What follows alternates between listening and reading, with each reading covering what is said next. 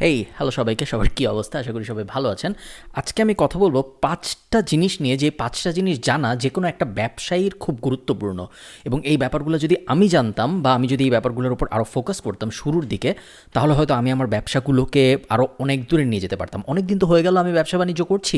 আমি যদি চিন্তা করি, আমি নর্থ সাউথ থেকে বের হলাম কবে? ২০১৬ সালে। নর্থ সাউথে যখন আমি ছিলাম 2013-তে আমি নর্থ সাউথে ভর্তি হয়ে আমার ব্যাচেলর শুরু করি। তার আগে আমি 2012-তে ঢাকা কলেজে পড়া শেষ করি এবং মোটামুটি ওই 13-14 থেকেই কিন্তু আমি ব্যবসা বাণিজ্য করছি। আর এখন 2020 সাল যখন আমি এই ভিডিওটা রেকর্ড করছি। সো প্রায় 7-8 বছরের অভিজ্ঞতা আমার হয়ে গিয়েছে। এবং এই 7-8 বছরের অভিজ্ঞতা থেকে আমি বলতে পারি যে এই 5টা ব্যাপার যদি আপনি ফোকাস করেন, তাহলে আপনার ব্যবসা গ্রো করার জন্য যা এই 5টা ব্যাপারের উপর যদি আপনি ফোকাস করতে পারেন, তাহলে আপনার ব্যবসা গ্রো করা আপনার জন্য অনেক বেশি সুবিধার হয়ে যাবে। তো চলেন শুরু করি প্রথমটা দিয়েই। প্রথমটা হলো, সবসময় set minimalistic deadline but short deadline.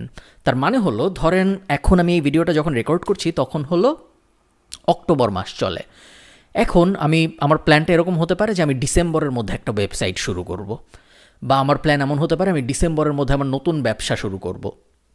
প্ল্যানটা ডিসেম্বরের মধ্যে এরকম না করে প্ল্যানটা হওয়া উচিত এরকম যে আগামী 24 ঘন্টায় আমি একটা ডোমেইন কিনবো, বা আগামী 24 ঘন্টায় আমি আমার যে ব্যবসাটা আমি করব ওই ব্যবসার সাপ্লায়ারের খোঁজ বের করব।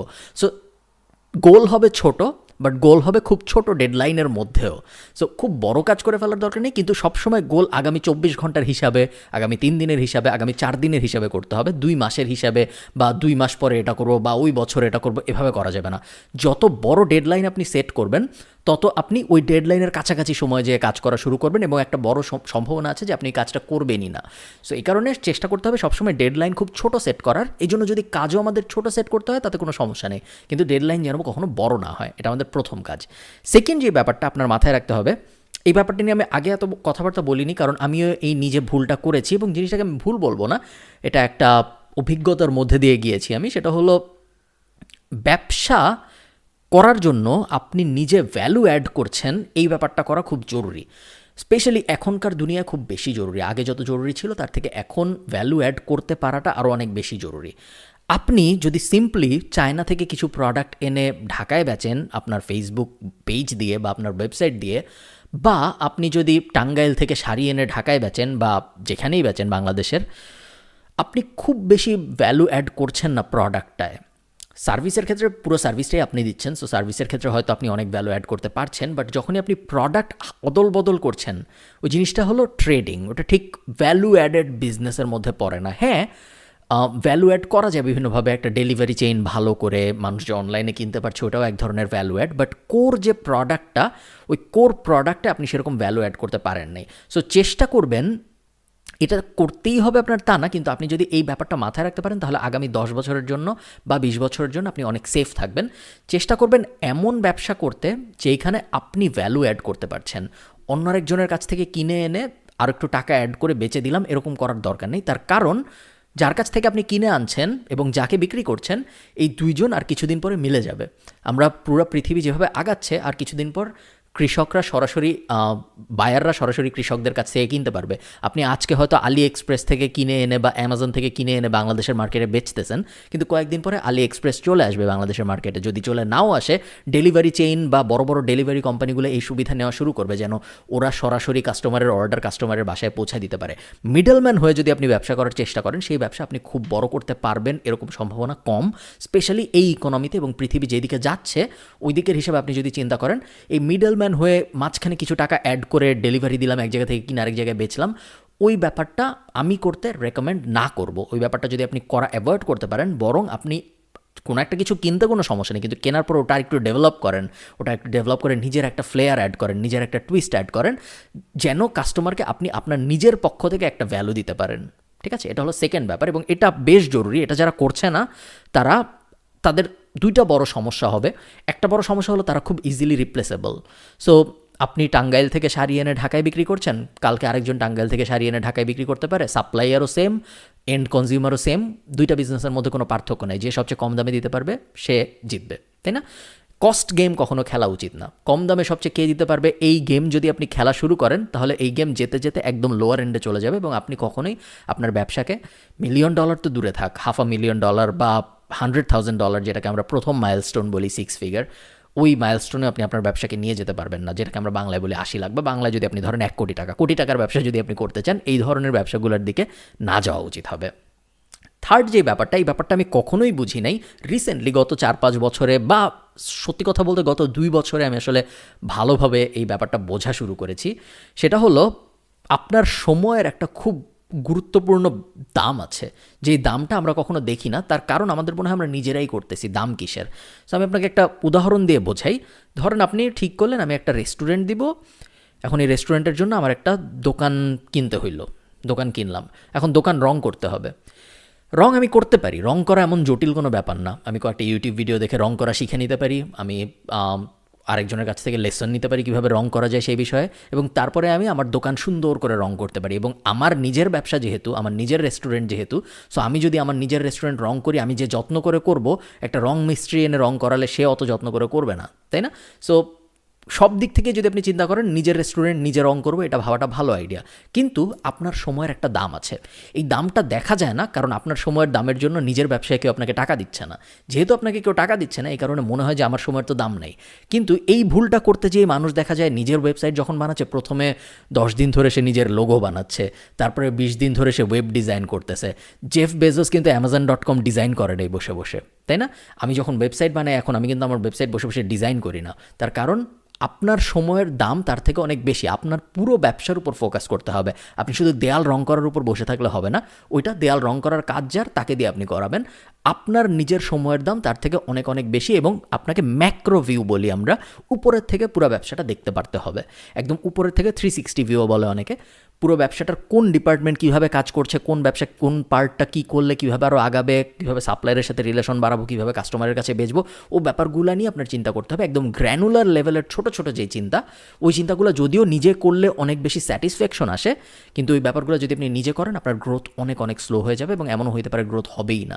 তো এই কারণে আমি সবাইকে বলি যে, স্পেশালি ওয়েবসাইট ইন্ডাস্ট্রিতে আমি বলি যে লোগো নিজে বানানোর দরকার নেই, ওয়েবসাইট ডিজাইনও নিজে করার দরকার নেই, কন্টেন্টও নিজে লেখার দরকার নেই, কারণ আপনি ব্যবসা দাঁড় করাচ্ছেন।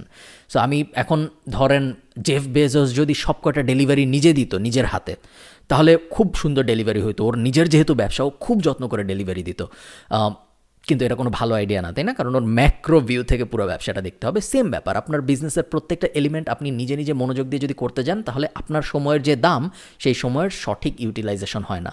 এই কারণে কিছু কিছু সেগমেন্ট থাকবে যেগুলোর উপর আপনার ফোকাস অনেক বেশি থাকবে, অন্যান্য কিছু কিছু সেগমেন্ট আপনার অনেক কষ্ট হলেও ছেড়ে দিতে হবে। আপনার কষ্ট হবে আমি জানি, আপনি যেভাবে করতেন ওভাবে অন্য কেউ করবে না, এটাও সত্যি। আমার কষ্ট হয় আমি যখন কোনো একটা ডিপার্টমেন্ট ছেড়ে দিই, এবং আমি জানি যে আমি যেভাবে করতাম ওভাবে অন্য কেউ করবে না, বাট এটা করতে হয়, এটা নিজেদের গ্রোথের জন্যই করতে হয়। এবং নেট গ্রোথ ইভেনচুয়ালি যেটা হবে, সেইটা আপনার এই ছোটো ছোটো স্যাক্রিফাইসের কারণে তেমন কোনো এফেক্ট ফেলবে না, উল্টা গ্রোথ আরও অনেক বড় হবে। ওকে, এবং এটার সাথেই রিলেটেড আরেকটা ব্যাপার আছে, সেটা হলো অ্যাজ অ্যান এন্টারপ্রেনার, একজন উদ্যোক্তা হিসেবে আপনার মূল কাজ যেটা ব্যবসায়, একদম 100% সবচেয়ে বড় কাজ যেটা আপনার ব্যবসায়, সেটা হলো বিক্রি করতে পারা। সেটা আপনার প্রোডাক্ট হোক, সেটা আপনার সার্ভিস হোক, আপনার সেলস স্কিল যেটা আপনার বিক্রি করতে পারতে হবে। আপনার নিজেকেও বিক্রি করতে হইতে পারে মাঝে মধ্যে, সেটা হলো নিজের প্রেজেন্টেশনের মাধ্যমে বা নিজের রিলেশন বিল্ডিং স্কিলের মাধ্যমে অন্য মানুষের সাথে রিলেশন করা। একটা সাপ্লায়ারের সাথে ভালো রিলেশন হইলে সেই সাপ্লায়ারটা হয়তো আপনাকে পার প্রোডাক্টে 5 টাকা কম দিবে, অনেক ধরনের রিলেশন হইতে পারে। সেল করতে পারার স্কিলটা যে কোনো ব্যবসায়ীর জন্য খুব গুরুত্বপূর্ণ, এবং যদি আপনার সেলস স্কিল ভালো না হয়, তাহলে আমি হাইলি রেকমেন্ড করব যে সেলস স্কিলস ভালো করার জন্য যা যা করা দরকার সব কিছু যেন আপনি করেন। সেলস স্কিলস যদি আপনি ভালো করতে না পারেন, মার্কেটিং আর সেলস কিন্তু আলাদা জিনিস, এবং আপনি যদি প্রেজেন্টেবল হয়ে খুব ভালো মতো সেল করতে না পারেন, আপনার ব্যবসায়ী শুধু সেল করতে হবে তা না, নিজেকে যখন আপনি একটা ব্যবসা শুরু করবেন, তখন আসলে অনেক কিছু সেল করতে পারতে হয়।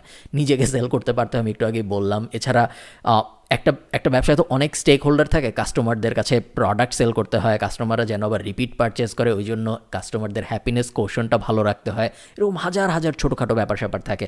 আপনার এমপ্লয়ি যখন আপনি বানানো শুরু করবেন, আপনার এমপ্লয়ি যখন হায়ার করা শুরু করবেন, এবং টিম যখন আস্তে আস্তে বড় হবে, আপনার টিম যেন আপনার কথা বিশ্বাস করে, আপনার টিম যেন আপনার ডিরেকশন ফলো করে, আপনার টিম যেন এটা না ভাবে যে ধুর ও কি বুঝে, এরকম যেন না হয়। এই কারণে আপনার টিমকে আপনার অ্যাবিলিটি সেল করতে পারতে, ওটা কিন্তু শুধু বেতন দিলেই হয় না। এরকম অনেক ব্যাপার আছে যেগুলার সব কিছুই ঘুরিয়ে ফিরিয়ে আমি যদি পিছন দিকে নিয়ে আসি, নিজের সেলসম্যানশিপের উপর ডিপেন্ড করে। সো আপনার নিজের সেলসম্যানশিপ বাড়াতেই হবে একজন উদ্যোক্তা হিসেবে। আপনি যতই ভাব নিয়ে বলেন আমি সিইও, আমি অমুক, আমি বেতন দিই, ওরা তো আমার কথা মতো কাজ করবেই, আসল দুনিয়া কখনো এটা হয় না।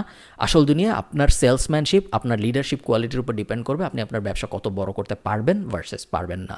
লাস্ট যে ব্যাপারটা, আমি 4টা অনেক সিরিয়াস ব্যাপার বললাম, তো এই জন্য ভাবলাম লাস্টে একটা ফান ব্যাপার বলি, যে ব্যাপারটা আমি গত 2 বছর ধরে, মোটামুটি 1.5 বছর ধরে পার্মানেন্টলি ইমপ্লিমেন্ট করেছি। সেটা হলো স্টপ ডুইং মিটিংস। এটা অলরেডি যাদের ব্যবসা আছে তাদের জন্য বলছি আমি, বা আপনারা হয়তো সামনে কোনো না কোনো ব্যবসা শুরু করবেন, আপনাদের ক্ষেত্রে এই ব্যাপারটা কাজে আসবে। মিটিং যত কম করতে পারবেন আপনি, তত আপনার ব্যবসার প্রোডাক্টিভিটি বাড়বে। অনেক কোম্পানি আছে, আমরা তো অনেক কোম্পানির সাথে ডিল করি, তাই না? সো ওইসব কোম্পানিতে আমি দেখি, স্পেশালি আমাদের এসইও এজেন্সিতে আমরা দেখি, কিছু কিছু ক্লায়েন্ট আছে, ধরেন প্রত্যেক সোমবার দুপুরবেলা একটা মিটিং চায়, যে জানার জন্য গত 1 সপ্তাহে কী হলো। আবার কিছু কিছু ক্লায়েন্ট আছে এই সব মিটিং টিটিংয়ের মধ্যে কোনো ফোকাস নেই, তারা অ্যাকচুয়াল কেপিআইয়ের উপর ফোকাস করে, কি পারফরমেন্স ইন্ডিকেটর, যে সেলস কত হলো, লিড কতগুলো আসলো, ওয়েবসাইটে ট্রাফিক কত বাড়লো। মিটিং যত আপনি করবেন, মিটিং একটা ডাইভারশন, এবং তারপরেও আমি আপনাকে রেকমেন্ড করবো যে যদি মিটিং করতেই হয়, যে মিটিং ছাড়া আমি বাঁচবই না, আমার মিটিং করতেই হবে, এরকম যদি হয়, মিটিংটা ফিজিক্যাল মিটিংয়ের বদলে ইমেইলে নিয়ে আসুন। এই হ্যাকটা আমি শিখেছি মার্ক কিউবানের কাছ থেকে। ও সবসময় বলে যে যদি তুমি মিটিংকে ফোন কল থেকে, লাইভ মিটিং তো করবোই না, ফোন কলও করবো না, যদি আমি ইমেইলে নিয়ে আসতে পারি, তাহলে যেটা হয় ফ্যাট কমে যায়। ধরেন আপনি যদি লাইভ মিটিং করেন, বা চ্যাটে একটা মিটিং করেন, বা ফোনে একটা মিটিং করেন, তাহলে প্রথমে আপনি অনেকক্ষণ হাই হ্যালো করবেন, তারপরে আপনি কিছুক্ষণ ওয়েদার কেমন এটা নিয়ে কথাবার্তা বলবেন, তারপরে আপনি রাজনীতি নিয়ে কিছুক্ষণ কথাবার্তা বলবেন, তারপর ঘুরায় ফিরে আধা ঘন্টা পরে যে আপনি আসল মিটিংয়ের যেই পয়েন্ট, ওখানে কথাবার্তা বলা শুরু করবেন। ফোনেও মোটামুটি সেম, একটু কম, বাট ফোনেও মোটামুটি সেম, কিন্তু ওটাকে যখন আপনি ইমেইলে নিয়ে আসেন, ইমেল খুব কাট থ্রোট হয়। সো সাবজেক্ট, এই হইলো আমার ইমেল বডি, আমি আসলে এই চাই, আমার গোল এটা, আমি এটা করতে চাই, এটা same meeting, same decision, same agenda, কিন্তু আপনি পুরো ব্যাপারটাকে ইমেইলের মাধ্যমে জিনিসটাকে 2 মিনিটে নিয়ে আসতে পারবেন, ওই 2 ঘন্টার মিটিংয়ের বদলে। তো আপনারা যারা সামনে ব্যবসা শুরু করছেন, তারা বিভিন্ন ধরনের মিটিংয়ের জড়ায় পড়বেন, সাপ্লায়ারদের সাথে, এমপ্লয়ারদের সাথে, এমপ্লয়ীদের সাথে, ক্লায়েন্টদের সাথে। তাদের জন্য আমি ব্যাপারটা বলে রাখলাম, মিটিং আপনি যত কম করতে পারবেন, আপনার গ্রোথ রেট তত বাড়বে। আরেকটা ব্যাপার, আমার 5টা ব্যাপারই বলার কথা ছিল, বাট আরেকটা ছোট্ট ব্যাপার, এটা আমি একটু বলে রাখি। সেটা হলো, অনেকে মনে করে ব্যবসা আমি আজকে শুরু করব, আগামী মাস থেকে আমার ব্যবসায় প্রফিট হবে। কিছু কিছু ব্যবসা এরকম যে সেখানে আসলেও হয়, আমি আজকে থেকে ব্যবসা শুরু করলে আগামী মাসে প্রফিট হইতে পারে, এরকম কিছু কিছু ব্যবসা আছে, নাই তা না। বেশিরভাগ ব্যবসার ক্ষেত্রেই আপনার ব্রেক ইভেন পয়েন্ট মানে হলো আমি যত টাকা ইনভেস্ট করেছি তত টাকা যেই দিন আমার উঠবে, ওটাকে আমরা বলি ব্রেক ইভেন পয়েন্ট। সো আপনি ধরেন 1 লাখ টাকা ইনভেস্ট করে আজকে একটা ব্যবসা শুরু করলেন, এবং আপনি প্রজেক্ট করলেন যে 3 মাস পরে আমার 1 লাখ টাকা উঠবে টোটাল। তাহলে ওই 3 মাস পরে যে আপনার ব্রেক ইভেন আসলো। এই ব্রেক ইভেন পয়েন্টটা বিভিন্ন ব্যবসার জন্য বিভিন্ন রকম, এবং এই ব্রেক ইভেন পয়েন্টটা যদি দূরে থাকে, ওটা কোনো খারাপ ব্যাপার না। আমি যখন ব্যবসা লঞ্চ করি, এজেন্সির ক্ষেত্রে আমাদের বেশ তাড়াতাড়ি ব্রেক ইভেন চলে আসে, যেহেতু আমার অলরেডি এক্সপিরিয়েন্স ছিল। বাট ধরেন আমাদের আরেকটা কোম্পানি, যেটা আমরা রিসেন্টলি নিয়ে কাজ করা শুরু করেছি, mixtape.io, আমাদের পডকাস্ট প্ল্যাটফর্ম। mixtape.ioতে আমরা বেশ বড় ধরনের ইনভেস্টমেন্ট অলরেডি করা শুরু করেছি, এবং আমরা ব্রেক ইভেনের ধারের কাছেও নাই মানে আমরা নেগেটিভ 15 লাখের কাছাকাছি, বা আরও একটু বড় অ্যামাউন্টের দিকে আমরা চলে গেছি অলরেডি। এবং ব্রেক ইভেন কবে, আগামী 12 মাসের মধ্যে ব্রেক ইভেন হবে না এটা আমরা বুঝতে পারছি, হয়তো 24 মাস পরে হবে, বা 36 মাস পরে হবে। আমরা মোটামুটিভাবে যেটা প্রজেক্ট করছি, আমরা চাচ্ছি 24 মাসের মধ্যে ব্রেক ইভেন হোক। ব্রেক ইভেন মানে কিন্তু প্রফিট হওয়া না, ব্রেক ইভেন মানে হলো আমি যে ইনভেস্টটা করেছি 15-20 লাখ, বা যতই আমরা ইনভেস্ট করেছি, ওই শুধু ইনভেস্টমেন্টটা যেন উঠে আসে, ওটাকে আমরা বলি ব্রেক ইভেন, এবং এটাকে আমরা 24 মাসের আগে হবে এরকম মনে হচ্ছে না। সো আপনাদের ক্ষেত্রেও এরকম অনেক ব্যবসা থাকবে, যে ব্যবসাগুলোয় আপনি খুব তাড়াতাড়ি ব্রেক ইভেনে আনতে পারবেন না, এবং দ্যাট ইজ ফাইন। পৃথিবীর অনেক বড় বড় কোম্পানি আছে যারা ব্রেক ইভেনে যেতেই চায় না। আমরা যদি জনপ্রিয় এক্সাম্পলগুলো দেখি, স্পেশালি আপনি যদি ওটিটি প্ল্যাটফর্ম বা স্ট্রিমিং প্ল্যাটফর্ম বা উবার টুবারও যদি দেখেন, বা নেটফ্লিক্স দেখেন, যেগুলোকে আমরা ইউনিকর্ন বিজনেস বলি, ওরা ব্রেক ইভেনে যেতেই চায় না, ওরা আরও ইনভেস্ট করতে থাকে ইউজার গ্রোথের জন্য, এবং যখন ইনভেস্ট করে তখন তো ব্রেক ইভেন পিছাতে থাকে, তাই না? তো ধরেন আমার ব্যবসায় আমি 10 লাখ টাকা দিয়ে ব্যবসা শুরু করলাম, পরের মাসে আমি আরও কাস্টমার পাওয়ার জন্য আরও 5 লাখ টাকা ইনভেস্ট করলাম, তখন আমার ব্রেক ইভেন -15 লাখ হয়ে গেল না? সো এই বড় বড় ইউনিকর্ন কোম্পানিগুলো ওভাবে করতেই থাকে এবং ওদের ব্রেক ইভেন মাইনাস যেতেই থাকে। ওরা এটা করতে পারে কারণ ওদের ইনভেস্টর আছে, ওরা ইনভেস্টমেন্ট রাউন্ড নেয়, রাউন্ড সিরিজ যেটাকে আমরা বলি সিরিজ এ সিরিজ বি, এভাবে ওরা ইনভেস্টমেন্ট নেয়। আমি ধরে নিচ্ছি ইনভেস্টমেন্ট নেবেন না, হয়তো নেবেন, বাট আমি ধরে নিচ্ছি বেশিরভাগই আপনারা ইনভেস্টমেন্ট নেবেন না, কারণ বুটস্ট্র্যাপড বিজনেসের একটা আলাদা মজা আছে, নিজের মতো করে নিজের ব্যবসা দাঁড় করানোর একটা আলাদা মজা আছে। যদি আপনি ইনভেস্টমেন্ট না নেন, সেক্ষেত্রে আপনার নিজের ব্রেক ইভেন নিজের ম্যানেজ করতে হবে, এবং এই নিজের ব্রেক ইভেন নিজের ম্যানেজ করতে পারাটা বেশ কষ্টকর একটা অভিজ্ঞতা। অনেকে মনে করে যে ব্যবসা শুরু করলাম, ব্যবসা সফল হয়ে গেল, ওরকম আসলে হয় না।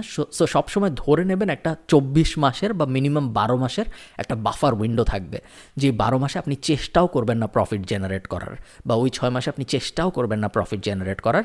6 মাসে আপনার গোল হবে যাই ইনকাম আসতেছে ব্যবসা থেকে তা আবার সাথে সাথে যেন ব্যবসায় চলে যায়, যেন আমি ওই ব্যবসাটা আরও বড় করতে পারি। আপনি যতক্ষণ পর্যন্ত নিঃশ্বাস না নিয়ে পানির নিচে থাকতে পারবেন, এরপরে উঠে যখন নিঃশ্বাস নেবেন তখন সেই নিঃশ্বাসের আনন্দটা ততই বেশি হবে। এটা একটা গ্যারি ভেনারচাক কোটে মেরে দিলাম। সো চেষ্টা করবেন, আপনি মরে যাবেন না, মরে যাওয়ার ঠিক আগ পর্যন্ত যতক্ষণ নিঃশ্বাস বন্ধ করে পানির নিচে থাকা যায়, যত বেশি সময় থাকতে পারবেন। আপনার কম্পিটিটরের যদি 10 সেকেন্ড থাকে, আপনি যদি 15 সেকেন্ড থাকতে পারেন পানির নিচে, তাহলে আপনার জেতার সম্ভাবনা অনেক বেশি বেড়ে যাবে। এই কটা ব্যাপার আমি বলতে চেয়েছিলাম। এই ব্যাপারগুলো যদি আপনি একটু মাথায় রাখেন আপনার নেক্সট ব্যবসার ক্ষেত্রে বা আপনার প্রথম ব্যবসার ক্ষেত্রে, তাহলে আমি শিওর আপনি অন্যদের থেকে একটা কম্পিটিটিভ অ্যাডভান্টেজ পেয়ে যাবেন। ভালো থাকেন সবাই, এই চ্যানেলটা সাবস্ক্রাইব করতে পারেন। টাটা।